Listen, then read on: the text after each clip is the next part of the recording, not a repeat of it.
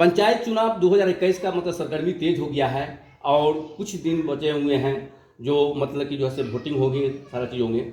और इस बार जो से आप पढ़े लिखे शिक्षित व्यक्ति हैं, युवा भी हैं, आप इस बार अपनी माँ को जो से चुनाव लड़ा रहे हैं मुखिया के पद पर, तो किन बिंदु को लेके, किन मतलब मुद्दा के लेके आम जनता से वोट मांग रहे हैं?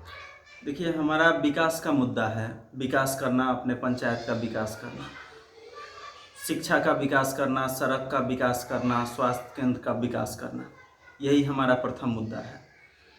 राज्य सरकार, केंद्र सरकार का बहुत सारी योजना है पंचायत में जो धरातल को दिखाई नहीं दे रहा है। अगर आम जनता चुन के आपके माँ को मुखिया बनाते हैं तो किस तरह मतलब कि योजना से काम कीजिएगा? देखिए, हमारा जो मोटो है वो ये है कि जो भी राज्य सरकार या केंद्र सरकार जो भी योजना देते हैं, तो उस योजना का हम हर वार्ड में जाकर और खुद से बैठकर वहाँ के 5 लोगों को चुनकर और उन लोगों के बीच में बातचीत करके जो भी योजना आएगा वो किनको मिलना चाहिए, किनको नहीं मिलना चाहिए, इसका फैसला जनता ही करे और जनता के बीच में रहकर और उन्हीं लोग को उसका लाभ दिलवाएंगे। जी। अभी जो से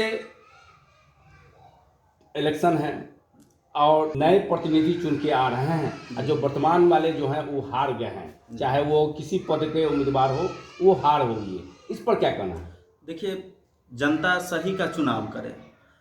हम ऐसा नहीं कहते हैं कि सिर्फ हम ही को वोट दीजिए। अगर जो भी अच्छा प्रतिनिधि लगता है, जो आपके सुख दुख में आपके विकास को आगे बढ़ा सके, आपके पंचायत को आगे बढ़ा सके, वैसे प्रतिनिधि को चुनिए। मैं ऐसा नहीं कहता हूं कि आप हम ही को वोट दीजिए।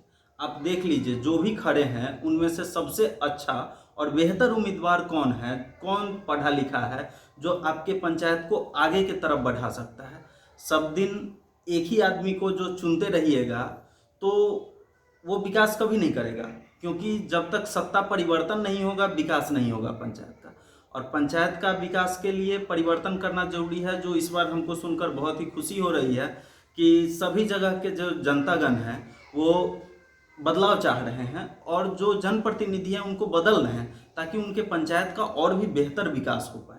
अब भ्रष्टाचार जो है तो चरम सीमा पर फैल रहा है पंचायत के अंदर में, बिना पैसा लिए काम नहीं होता है जनता, और ठगा महसूस लोग कर रहे हैं। तो किसको मतलब कि दे, किसको नहीं दे, ये इस पर आ जा रहा सवाल। और कहता है कि हम तो 5 साल के बाद इलेक्शन होता है, अब वोट हम दे देते हैं, वो ठगबुदिया करके ले लेता है और मतलब कि हम लोग को कुछ नहीं देखता है, ये योजना से लाभ नहीं मिलता। योजना से काम कीजिए, कैसे देने का काम कीजिए? देखिए, विगत 20 वर्षों से मैं देखता आ रहा हूँ, जब हम लोग छोटे थे तब से देख रहे हैं कि जब भी पंचायत चुनाव आता है लोग भ्रष्टाचार का, विकास का बात करना शुरू करते हैं। सिर्फ बात करते हैं और वो भी बात करते हैं सिर्फ 1 महीने। 4 साल 11 महीने नहीं बात करेंगे, सिर्फ 1 महीने बात करेंगे और उसमें क्या कहेंगे कि हम भ्रष्टाचार को दूर कर देंगे। जो भी जनप्रतिनिधि आते हैं वो यही कहते हैं कि हमारे राज्य में भ्रष्टाचार बिल्कुल भी नहीं होगा। विगत 20 वर्षों में 2 बार मुखिया बदला गया है हमारे यहाँ। एक पूर्व मुखिया है, एक वर्तमान मुखिया है।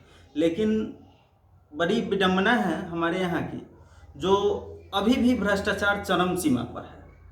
और अगर मेरी माँ को चुना गया, हम लोगों को मौका दिया गया काम करने का, तो हम भ्रष्टाचार को ऐसे दूर करेंगे कि हम बीच में कोई किसी भी प्रकार का दलाल रखेंगे ही नहीं। दलाल नहीं रखना है, स्वयं ही जनता के सामने चले जाना है। जब जनता और जनप्रतिनिधि आमने सामने होगा तो भ्रष्टाचार दूर हो ही जाएगा। और घूम रहे हैं पंचायत के अंदर में, क्या रिस्पॉन्स मिल रहा है आम जनता से? जी, अभी बहुत ही अच्छा प्रेम भावना मिल रहा है हमको जनता से। जनता के बीच में बहुत ही प्रेम महसूस हो रहा है। आगे देखिए, अब सभी जाति धर्मों का मतलब वोट आपको मिल रहा है? जी, सभी जाति का मिल रहा है जी। और मतलब आम जनता से क्या अपील करना चाह रहे हैं इस बार जो है अपनी माँ को चुनाव लड़ना है? आम जनता से हम हाथ जोड़कर यही अपील करना चाहते हैं कि आप सही का चुनाव कीजिए। अभी हम लोग जो घूम रहे हैं, हम लोग को देखने को मिल रहा है कि जनता ये चुनाव से मुंह फेर रही है। तो मुंह न फेरिए, वोट कीजिए और सही का चुनाव कीजिए। सही कीजिए, गलत लोगों को नहीं चुनिए। इस बार सही लोगों का चुनाव कीजिए जो आपका विकास कर पाए, आपके पंचायत का विकास कर पाए। 2 साल से मतलब कोरोना काल मतलब कि लोग झेला है, प्रवासी मजदूर भी लोग आए हैं, पंचायत में अंदर आए हैं, जो बाहर स्टेट में काम करने वाले व्यक्ति आए हैं। कुछ लोग तो रिटर्न हो गए, कुछ लोग बचे हुए हैं, रोजगार की तलाश में हैं। यहाँ समस्या हो रहा है रोजगार की तलाश। आपके क्षेत्र में मतलब बाढ़ का भी प्रवेश करता है पानी, उसका भी झेलन है। बरसात भी इस बार बहुत ज़्यादा हुआ है, इस पर हुआ है। वो से समस्या, अगर आप मुखिया बनते हैं आपकी माँ, तो ये सब समस्या सब मतलब आएंगे, कैसे इसको निदान कीजिएगा? देखिए, बाढ़ प्राकृतिक आपदा है। कोरोना महामारी प्राकृतिक आपदा थी, जिसमें हम और भी बेहतर तरीके से इसका सामना कर सकते थे अगर जनप्रतिनिधि सही चुनते तो।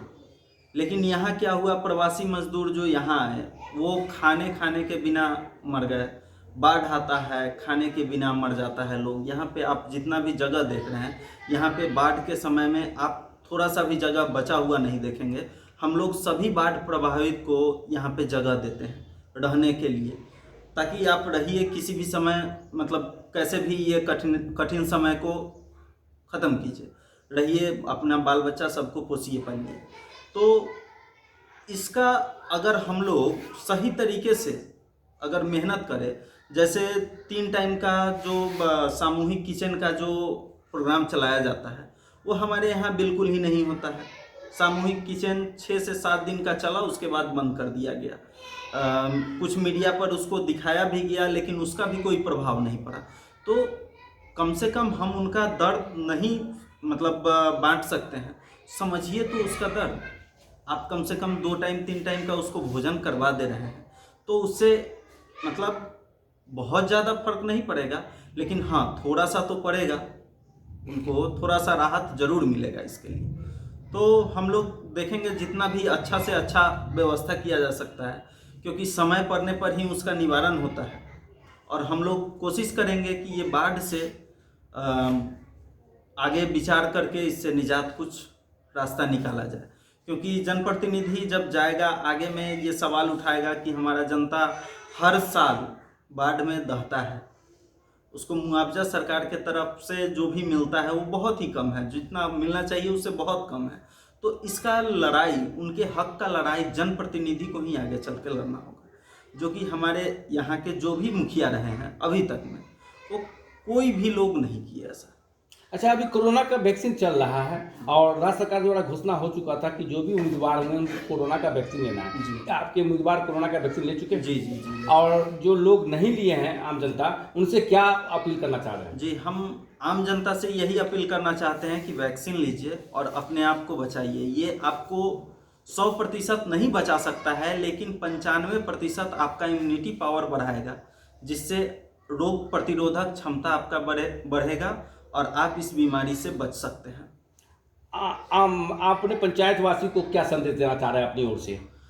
सबसे पहले तो हम यही संदेश देंगे कि छठ और दीपावली आ रहा है, उसका हार्दिक शुभकामनाएं, और सही का चुनाव कीजिए और देखिए जो जनप्रतिनिधि आपको अच्छा लगता है। अच्छा, छाप क्या मिला है आपके मुखिया के पद के? हमारा बैगन छाप है और क्रमांक संख्या 6 पे ईवीएम के उपस्थित है। परिचय क्या हुआ? मेरा नाम अनमोल कुमार ठाकुर हुआ। माँ का क्या नाम है जो मुखिया? सिंधु देवी हुआ। मेरे पिताजी का नाम श्री आनंद किशोर ठाकुर।